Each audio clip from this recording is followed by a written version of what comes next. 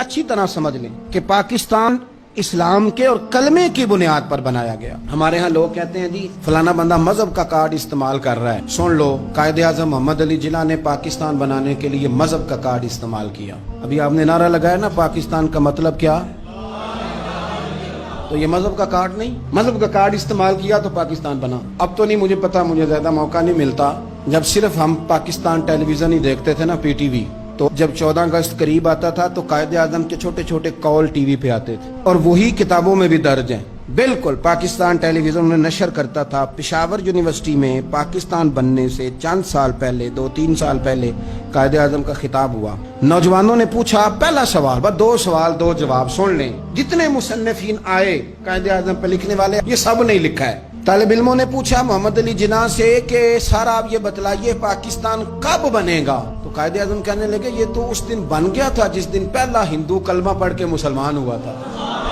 तो बना हुआ है, अब तो सिर्फ हमने हदबंदी करनी है। पाकिस्तान तो बना हुआ है, जिस दिन पहले बंदे ने कलमा पढ़ा था बन गया था। उसने फौरन दूसरा सवाल किया, उसने कहा ये बतलाइए दस्तूर, मंशूर, आईन, पॉलिसी, फॉरेन पॉलिसी, खारजा पॉलिसी, दाखिला पॉलिसी, ये कौन सी पाकिस्तान में आप नाफिज करेंगे? तो कायदे आजम कहने लगे ये आपने अजीब बच्चों वाला सवाल पूछा है, दस्तूर, मंशूर, पॉलिसी, खारजा, दाखिला, इसका क्या मतलब हुआ? कहने लगे हमने कोई पॉलिसी नहीं बनानी, पॉलिसी तो हमें मदीने वाले रसूल ने बना के दे दी है, हमने तो बस वो नाफिज करनी है। लेकिन यहाँ पता नहीं लोग कहाँ सो गए, उनकी जिंदगी ने वफा ने की, वो चले गए।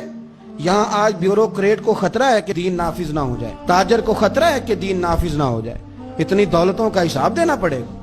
यहाँ बहुत सारे वडेरों को, जागीरदारों को खतरा है कि दीन नाफिज ना हो जाए, चलो मुझे क्या लेने दो। बड़ी बड़ी गद्दी वालों को खतरा है कि कहीं दीन ना नाफिज हो जाए, पीरों को खतरा है, मौलवियों को खतरा है, ये नाफिज हो गया तो मेरी पजारों का भी मुझे हिसाब देना पड़ेगा।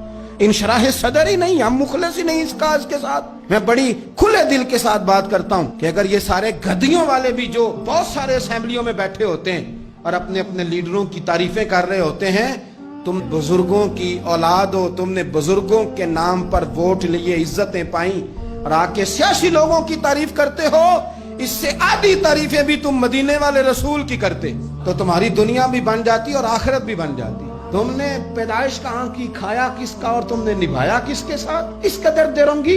तो पाकिस्तान निजाम मुस्तफा सल्लल्लाहु अलैहि वसल्लम के लिए बना है, इसमें दीन नाफिज होगा जब इसके अंदर हुजूर का बनाया हुआ कानून लागू होगा, जब इसके अंदर वो सजाएं जो नबी पाक ने बयान की वो नाफिज होंगी। आप देखें ना, हुजूर ने फरमाया था कि मैं वो निजाम लेके आऊंगा कि एक औरत मकाम हिरा, बहुत दूर था मक्के से, फरमाया एक बीबी अकेली मकाम हिरा से चलेगी और वो मक्के आएगी, मदीने आएगी, उसे किसी का डर नहीं होगा, अकेली चलेगी। हम तो अपनी जवान बच्ची अपने मोहल्ले की गली में रात को अकेली नहीं भेज सकते, हालांकि बड़े कैमरे, बड़ी खुफिया एजेंसियां, बड़े इदारे, लेकिन मेरे रसूल पाक बज़ाहिर कोई कैमरा नहीं, कोई खुफिया इदारा नहीं। फरमाया मैं वो निजाम लाऊंगा, मकाम हिरा से औरत अकेली चलेगी और मदीने आएगी, सिवाय अल्लाह के किसी का खतरा नहीं होगा। जनाब अबू हुरैरा कहते मैंने सुन लिया था, मैं मुंतजिर था कि वो वक्त आए। फिर जनाब उमर का जमाना, एक बीबी आई, वो ऊंट पे बैठी है और अपनी गोद में उसने गठड़ी कपड़ों की रखी है।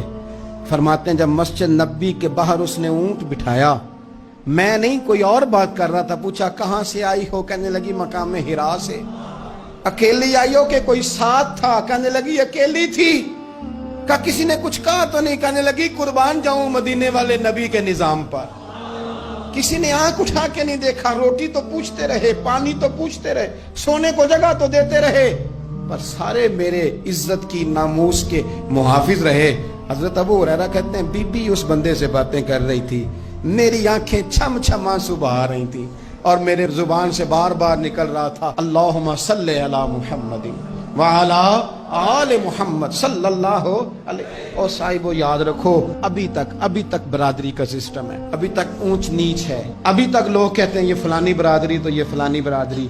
मेरे रसूल पाक सल्लल्लाहु अलैहि वसल्लम ने वो निज़ाम दिया कि जिसमें हजरत उस्मान गनी को उनके भाइयों ने, कज़नों ने मीटिंग पे बुलाया और बुला कर तुझे कल भी बुलाया था, तू आया ही नहीं, अच्छा तू हमारा भाई है। तो उस्मान गनी कहने लगे तुमने बाप दादा के नाम पे बुलाया था तो मैं आ गया था, वरना भाई भाई वाली बात कोई नहीं।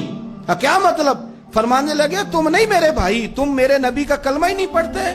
मेरा भाई तो वो बिलाल है जो हबश का रहने वाला है। وہ میرا بھائی ہے اس لیے کہ وہ میرے رسول کا کلمہ پڑھتا ہے. یہ ایک برتن میں کھانا کھایا کرتے تھے ابو ذر غفاری اور بلال حبشی. یہ سردار اور یہ غلام ایک برتن میں انہوں نے روٹیاں کھائیں, ایک دوسرے کے ساتھ وقت بتائے, صبحیں اور شامیں ان کی کٹھی گزری, میدان جہاد میں اور امن میں یہ اکٹھے رہے. مصطفیٰ کے وصال پر یہ ایک دوسرے کے گلے لگ کے روئے. عشق رسول ان کا سانجا, محبت ان کی سانجی. یہ والا ماحول پاکستان میں دینے کے لیے پاکستان بنایا گیا تھا.